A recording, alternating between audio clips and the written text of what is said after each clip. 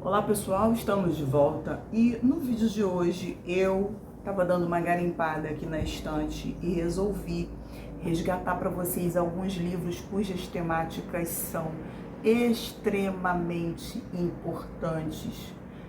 A maioria desses livros eu já tenho vídeos aqui no canal e eu vou tentar de forma reduzida trazer para vocês assim um insight, uma frase, algo importante que destaque a ideia desse livro, até porque os que já têm vídeo a gente não precisa se prolongar, mas são livros pouco conhecidos, livros extremamente importantes que eu acho que se você ainda não leu, vale a pena você dar uma chance.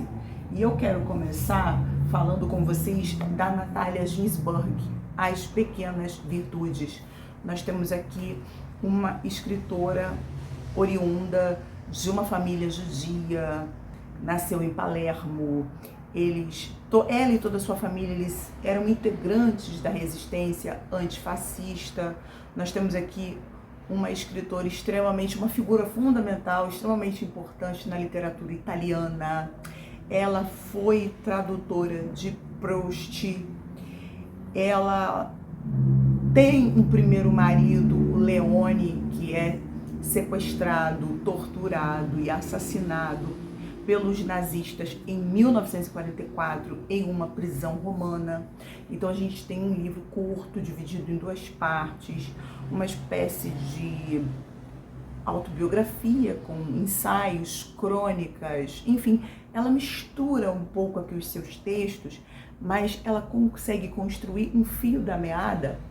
E ela vai conversar conosco acerca da vida familiar, acerca de vida financeira, acerca da educação dos filhos, como nós estamos cuidando dos nossos filhos, como nós estamos criando os nossos filhos, como nós estamos orientando essas crianças, esses filhos, sabe? Ela faz a gente pensar sobre a administração financeira familiar.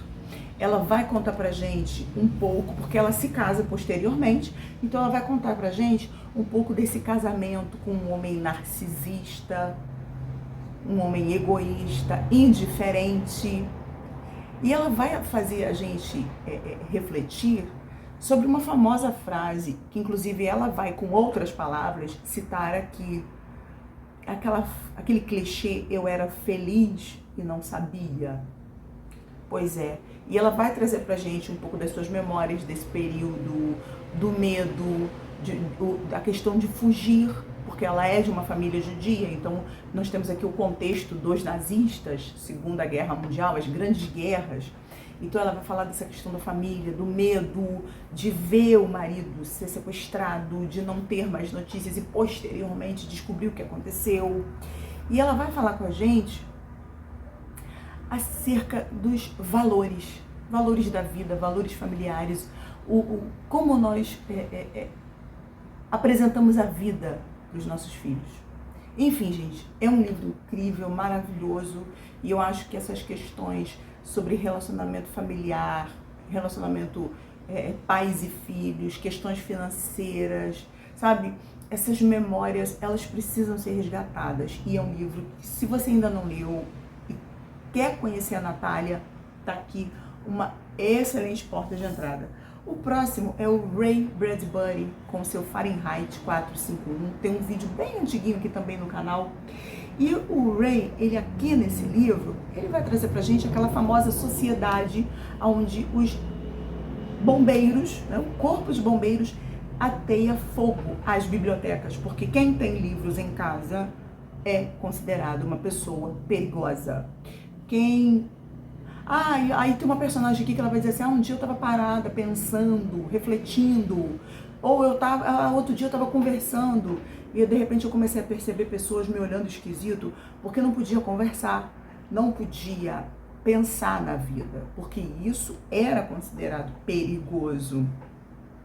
Aquela famosa frase, penso, logo existo, porque a gente está diante de uma sociedade em que as pessoas, elas entraram numa zona de conforto, se acomodaram num âmbito de preguiça, e o Ray, em alguns momentos aqui, ele vai dizer pra gente o seguinte, que as pessoas dessa sociedade, elas preferiam abrir mão da própria liberdade. Olha que peso é essa colocação. Elas preferiam abrir mão da própria liberdade a evitar enfrentar um confronto, sabe? Ter o trabalho de enfrentar um confronto em mão para fazer questão das suas próprias opiniões. Então elas abriam mão. Ah, não, aqui mesmo tá bom. E elas se acomodavam. E é um livro que ele, com essa temática dos livros e dos bombeiros que ateiam fogo em bibliotecas, e os donos de bibliotecas eram considerados pessoas perigosas e criminosas, nós temos um pano de fundo político, porque aqui era extremamente importante que você tivesse lazer. Seja feliz, seja feliz. Se o lazer, a desocupação, a distração te faz bem, faça isso. Lazer em primeiro lugar, distração em primeiro lugar. Esteja desocupado, assim, não corra atrás, não se preocupe com a sua vida, com a sua família, com o seu crescimento, com o seu desenvolvimento. Tenha muito lazer, muito lazer, muito lazer. Esteja desocupado, isso, essa é a felicidade. Então a gente para pensar sobre as questões políticas, o que é apresentado a nós, as propagandas, o que é difundido, aonde estão sendo concentrados os focos das nossas autoridades, e é um livro para se pensar, é um livro que abre para nós um leque, um viés extremamente interessante. Um outro livro que eu vou falar, gente, com vocês aqui, que eu vou indicar para vocês, outro livro também, ó, todos são finíssimos, curtíssimos, incríveis, rapidíssimos de ler, pouco conhecidos, e eu vou trazer para vocês esse livro aqui que me surpreendeu, A Garota das Laranjas, de Justin Gardner, é o mesmo autor de O Mundo de Sofia. E o que nós temos aqui? A garota, uma garota? Laranjas? Até temos. Mas esse título é uma pegadinha, porque a gente tem aqui o relacionamento de um pai e um filho. Esse pai descobre uma doença terminal. Seu filho tem entre 3 e 4 anos. E ele sabe, ele já recebeu o diagnóstico definitivo. Você não vai viver para criar o seu filho, para ver o seu filho crescer. E ele decide escrever cartas, imaginando que o seu filho já é adolescente. O que ele diria para o seu filho quando o seu filho fosse adolescente? Que conselhos ele daria? Já que ele não vai estar lá, então ele escreve inúmeras cartas para que em algum momento esse menino, o George, ele encontra essas cartas e ele tenha essa ponte, esse meio de comunicação com esse pai que partiu quando ele ainda era um menino, um garoto de 3, 4 anos de idade. E de fato, o nosso personagem principal, o George, na adolescência ali, entre os seus 14 anos, 15 mais ou menos, ele vai se deparar com essas cartas, ele vai descobrir essas cartas escondidas no meio dos móveis antigos da família, e ele vai começar a viajar a partir dessas cartas e ter uma espécie de relacionamento com o pai, um relacionamento tardio, porque esse pai já partiu, mas é um livro lindo sobre o relacionamento entre pai e filho, e faz a gente pensar sobre os pais, nós como pais e mães, e os nossos filhos. E é para pensar também sobre os filhos e os pais. Aproveite seus filhos, aproveite seus pais. Não vou falar mais nada, gente. São livros que nós já temos vídeo no canal, e então não vou me demorar muito falando sobre eles. O próximo, gente, é um livro que eu preciso falar sobre ele sempre, sempre, sempre, sempre, sempre. É uma temática extremamente importante e é uma situação que adoece, tem adoecido muitas pessoas. De Herman Melville, Bartleby, o Escrevente. Uma capa dura linda, com fitilho. Ó, curtíssimo. Essa edição aqui, inclusive, é bilíngue, então é metade, o livro é metade disso aqui. E o que nós temos aqui? Um personagem que está procurando um emprego, ele entra, ele vê essa vaga, ele vai nesse escritório, e aí ele se anuncia, consegue o emprego, e ele é o funcionário exemplar, maravilhoso, funcionário do mês.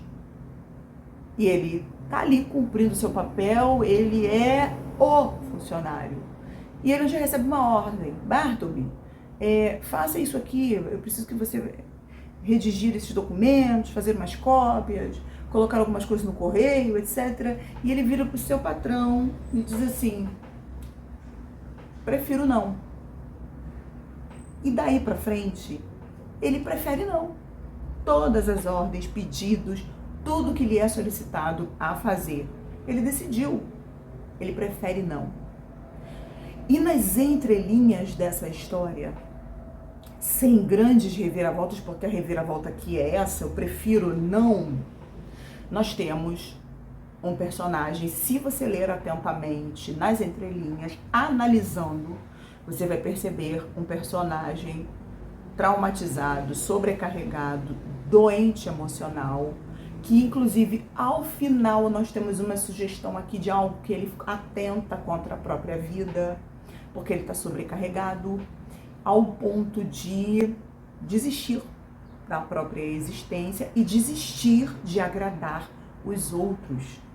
A gente tem aqui essas questões do trauma, das doenças psíquicas, das questões emocionais e que ainda hoje adoecem muitíssimo as pessoas. Já percebeu que nas rodas de conversa, quando alguém é solicitado a fazer alguma coisa, a ceder alguma coisa, quando alguém recebe um pedido e essa pessoa diz assim, não vai dar, já percebeu que o clima muda, os olhares mudam?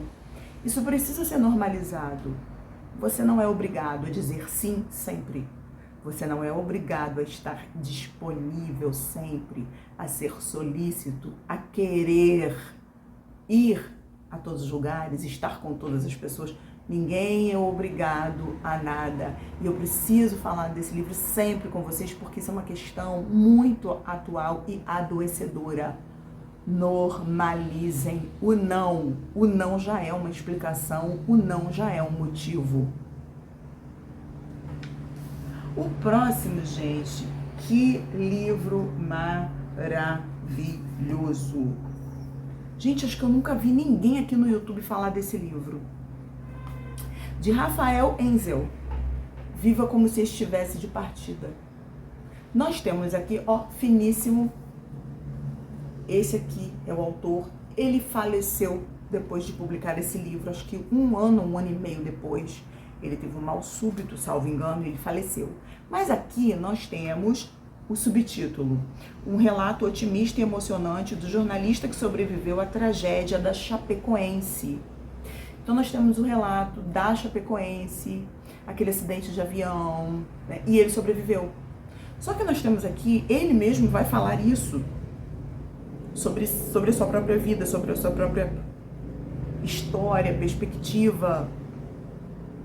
Ele era seletivo, ele era um tanto que arrogante, ele estava sempre ocupado demais, para a família, para os amigos, para os filhos, para a esposa, para as pessoas. Ele não tinha tempo, ele estava muito ocupado, cuidando sempre de alguma coisa.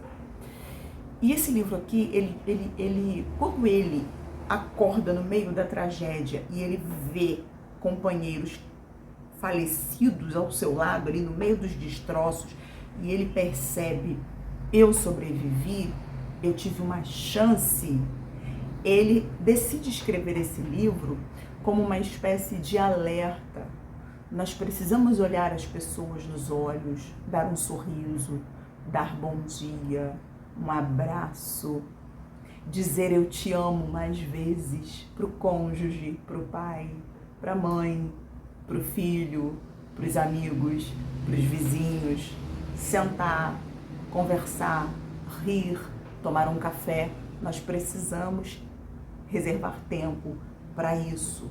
Por isso, viva como se estivesse de partida. E como esse aqui é um livro curtíssimo, gente, eu não vou falar muito, porque ele, se eu falar que eu vou contar a história toda, acabou, perde a graça, vocês não vão querer ler. E eu quero muito que vocês leiam esse livro, que é uma lição sobre a vida, sobre aproveitar os momentos, porque eles de fato podem ser os derradeiros.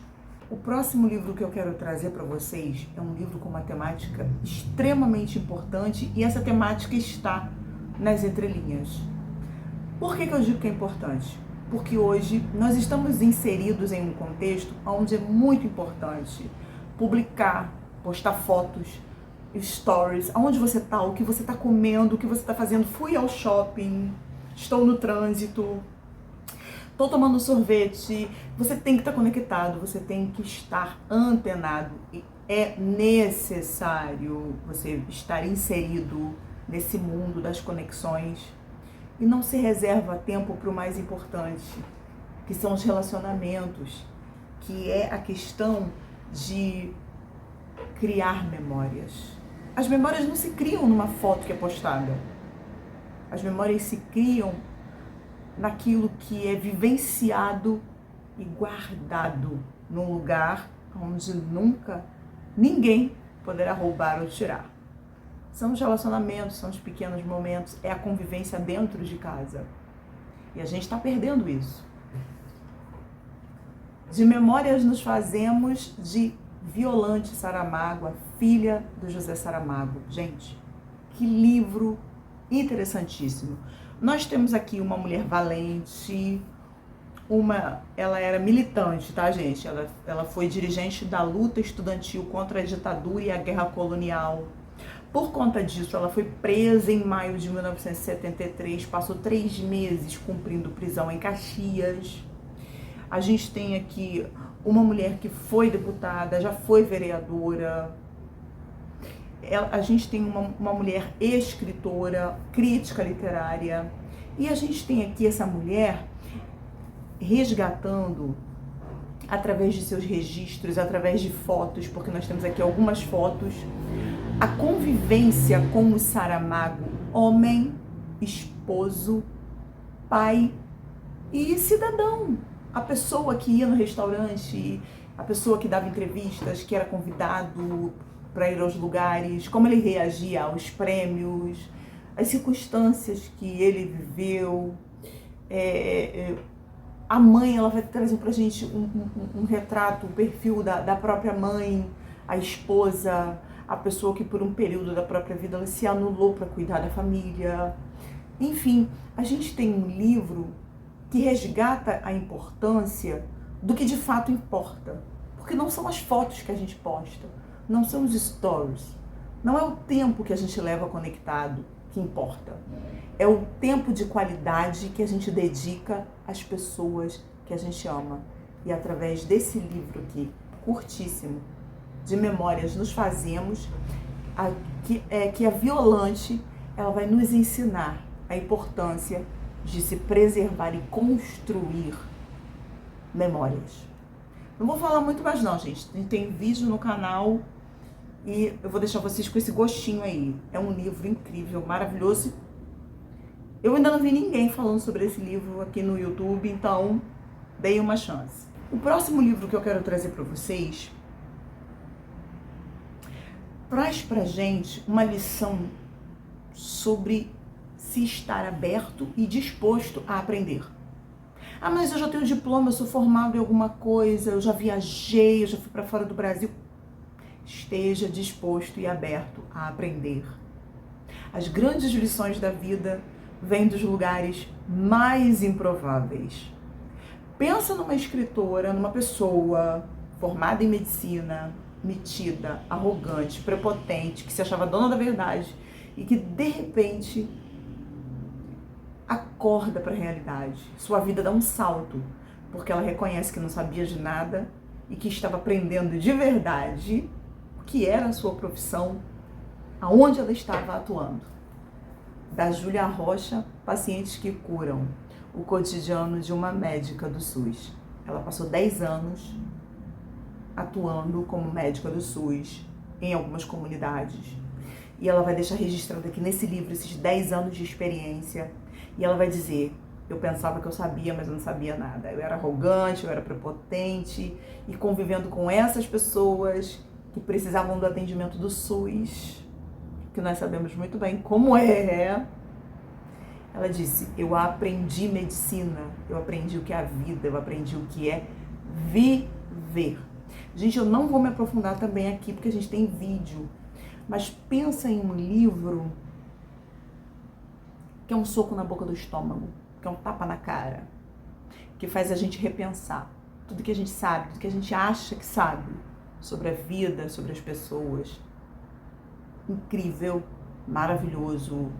Independente de você ter um diploma ou não, de você ser viajado ou não, de você ter ido a muitos lugares ou não, nós estamos sempre aprendendo e precisamos estar dispostos a isso. Maravilhoso, gente. Não vou falar mais nada não, tem vídeo, dá uma chance. É isso por hoje só. Para você que ficou comigo até agora, muito obrigado por assistir.